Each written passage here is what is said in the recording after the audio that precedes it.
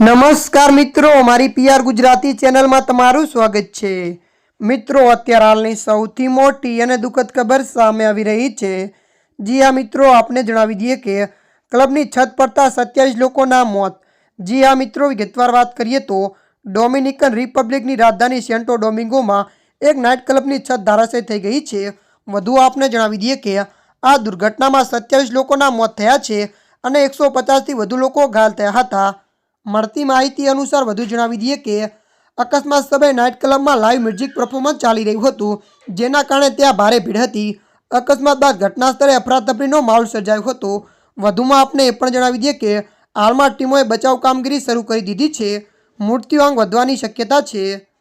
ત્યારે મિત્રો, હાલ માટે આટલું। મળીશું નવી અપડેટ સાથે। જો તમને અમારો વિડીયો પસંદ આવે, લાઇક, શેર અને સબસ્ક્રાઈબ કરી નાખજો। ધન્યવાદ।